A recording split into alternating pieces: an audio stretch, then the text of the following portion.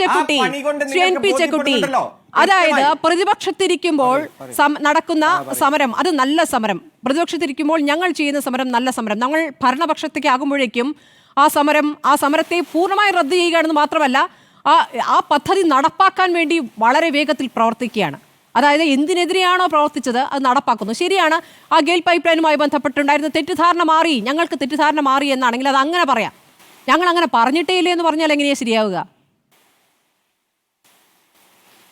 കുട്ടി അല്ല, അത് തന്നെയാണ് ഒരു പ്രശ്നം. ഉമ്മൻചാണ്ടിയുടെ സർക്കാരിൻ്റെ കാലത്ത് യഥാർത്ഥത്തിൽ വളരെ പ്രധാനപ്പെട്ട ഒരു പദ്ധതിയായിട്ടാണ് ഗെയിൽ പൈപ്പ് ലൈൻ പദ്ധതി കൊണ്ടുവന്നത്. കൊച്ചിയിൽ നിന്ന് മംഗലാപുരം വരെയുള്ള പൈപ്പ് ലൈൻ ഭൂമിക്കടിയിലൂടെ പോയി കഴിഞ്ഞാൽ കേരളത്തിൽ, ഉത്തര കേരളത്തിൻ്റെ വികസനത്തിൽ, പ്രത്യേകിച്ച്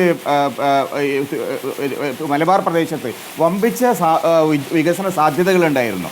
അപ്പം അതുകൊണ്ടാണ് ഉമ്മൻചാണ്ടി സർക്കാർ ആ പദ്ധതി യഥാർത്ഥത്തിൽ അദാനി പൈപ്പ് ലൈൻ എന്ന് പറയുക, അവരുമായിട്ടൊക്കെ സംസാരിച്ചുകൊണ്ട് ആ പരിപാടി അത് കേരളത്തിൽ നടപ്പിലാക്കാൻ തീരുമാനിച്ചു. അതിനുള്ള നടപടികളെടുത്തു. ആ നടപടികൾക്കെതിരായിട്ട്, ആ പദ്ധതി നടപ്പിലാക്കുന്നതിനെതിരായിട്ട് കേരളത്തിൽ അന്ന് ശക്തിയായിട്ട് സമരം ചെയ്ത ആളുകളുണ്ട്. CPM ഇപ്പോൾ സമരം ചെയ്തില്ല എന്ന് പറയുന്നു. പക്ഷേ കേരളത്തിൽ ആ സമയത്ത് അതിനെതിരായിട്ട് പ്രവർത്തിച്ച ആളുകളിൽ CPM ഉണ്ടായിരുന്നുള്ളൊരു വസ്തുതയാണ്.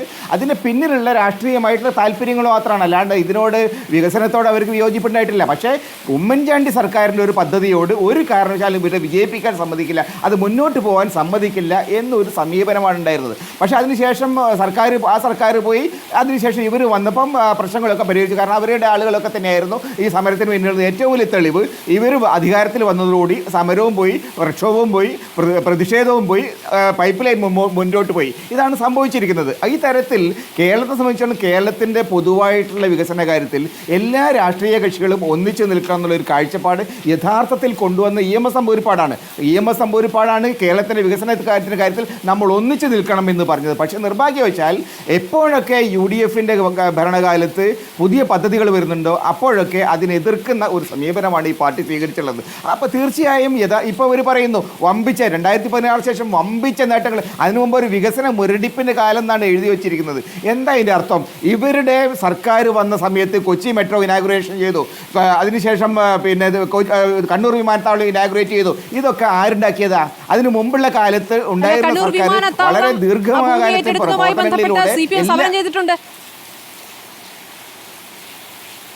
അല്ല, അതൊക്കെ ഉണ്ട്, അവർ പലതരത്തിലുള്ള പ്രശ്നങ്ങളുണ്ട്. പക്ഷേ ഞാൻ പറയുന്നത് ഇവർ പറയുന്ന വസ്തുതാവിരുദ്ധമായിട്ടുള്ള കാര്യങ്ങളാണ്. അതായത് നേരത്തെ ഉണ്ടായിരുന്ന സർക്കാരിൻ്റെ കാലത്ത് വികസനത്തിൻ്റെ മുരടിപ്പ്, ഒരു പിന്നോക്കം പോക്കെന്ന് പറയുമ്പോൾ യഥാർത്ഥത്തിൽ ഇവരുടെ ഏറ്റവും പ്രധാനപ്പെട്ട അവകാശവാദങ്ങളായിട്ട് അവർ ഉന്നയിക്കുന്ന മിക്കവാറും പല പദ്ധതികളും അതിന് മുമ്പുണ്ടായിരുന്ന സർക്കാർ കൊണ്ടുവന്നതാണ്. അതിന് മുമ്പുണ്ടായിരുന്ന സർക്കാരുകൾ വലിയ തോതിൽ മുന്നോട്ട് കൊണ്ടുപോയതാണ്. അതിൻ്റെ ഇനാഗുറേഷൻ നടത്തിയത് ഇവരാന്നുള്ളത് ആ സമയത്ത് ഒരു ഇലക്ഷൻ വന്നതുകൊണ്ട് ഇവർ ജയിച്ചു എന്നുള്ളതാണ്. ഈവൻ ഇപ്പോൾ പറയുന്ന ഏറ്റവും പ്രധാനപ്പെട്ട വിഴിഞ്ഞം പദ്ധതി, അതിൻ്റെ ഏറ്റവും പ്രധാനപ്പെട്ട നീക്കങ്ങൾ മുഴുവൻ നടത്തിയത്, അതിന് കരാറൊപ്പിട്ടത്, അതിന് തടസ്സങ്ങൾ നീക്കിയത് ഉമ്മൻചാണ്ടിയാണ്. അപ്പോൾ ആ തരം വസ്തുതകൾ മനസ്സിലാക്കിക്കൊണ്ട് ഒരു വസ്തുതാപരമായിട്ട് കേരളത്തിൻ്റെ വികസനത്തിൽ ഇടതുപക്ഷ സർക്കാർ, ഇപ്പോഴത്തെ സർക്കാർ ഒരു സംഭാവന ചെയ്തില്ലെന്ന് ഞാൻ പറയില്ല. കഴിഞ്ഞ 9 കൊല്ലം കൊണ്ട് സാമാന്യം ഭേദപ്പെട്ട നേട്ടങ്ങൾ ഉണ്ടാക്കിയ സർക്കാരാണ്. പക്ഷേ ഈ നേട്ടങ്ങൾ എവിടെയാണ് കെട്ടിപ്പടുത്തിരിക്കുന്നത്? ഈ നേട്ടങ്ങൾ കെട്ടിപ്പടുത്തിരിക്കുന്നത് നേരത്തെ ഉണ്ടായിരുന്ന സർക്കാരുകൾ ഉണ്ടാക്കി വച്ചിരിക്കുന്ന ഒരു അടിത്തറയിലാണ് ഇവരുടെ വികസനത്തിൻ്റെ പുതിയ പാത ഉണ്ടായിരിക്കുന്നത്.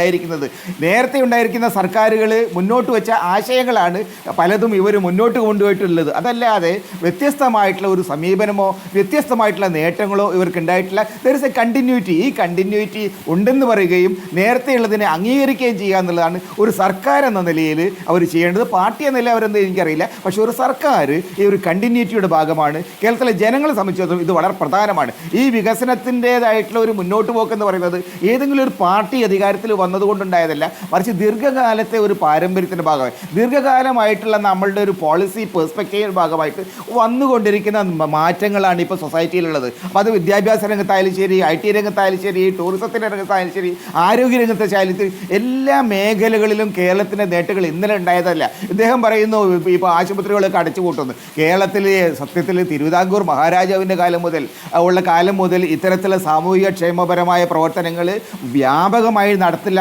നടപ്പിലാക്കപ്പെട്ടുള്ളതാണ്. അതിനൊരു കണ്ടിന്യൂറ്റി 57 സർക്കാർ കൊണ്ടുവന്നിട്ടുണ്ട്, 67 സർക്കാർ കൊണ്ടുവന്ന്, അതിനുശേഷം 70 അച്യുതമേനോൻ്റെ സർക്കാർ കൊണ്ട്, ഈ തരത്തിലൊരു നിരന്തരമായിട്ടുള്ള ഒരു പ്രോസസ്സിൻ്റെ ഭാഗമായിട്ടാണ് നമ്മൾ ഇന്ന് ഇവിടെ എത്തിയിരിക്കുന്നത്. ഈ വിജയത്തിൽ അല്ലെങ്കിൽ ഈ നേട്ടങ്ങളിൽ ഞങ്ങൾക്ക് മാത്രമാണ് പങ്ക് എന്ന് പറയുന്ന ഈ അവകാശവാദം ഒഴിവാക്കുകയാണ് സത്യസന്ധമായിട്ടുള്ള രാഷ്ട്രീയ പ്രവർത്തനത്തിൻ്റെ ഏറ്റവും പ്രധാനപ്പെട്ട കാര്യം. കേരളത്തിൻ്റെ ചരിത്രത്തിൽ UDFൻ്റെ ഭാഗത്തായാലും ശരി, LDFൻ്റെ ഭാഗത്തായാലും ശരി, പല കക്ഷികളും അങ്ങോട്ടും ഇങ്ങോട്ടും മാറിയിട്ടുണ്ട്. അവരൊക്കെ തന്നെ വലിയ സംഭാവനകൾ ചെയ്തിട്ടുണ്ട്. ഇതെല്ലാ സംഭാവനകളും പിണറായി വിജയനും അദ്ദേഹത്തിൻ്റെ കുടുംബക്കാരും നൽകിയ സംഭാവനകൾ ആണ് എന്ന മട്ടിലുള്ള അവകാശവാദങ്ങൾ ശുദ്ധ ബോഷ്കാണ്, മണ്ടത്തരമാണ്.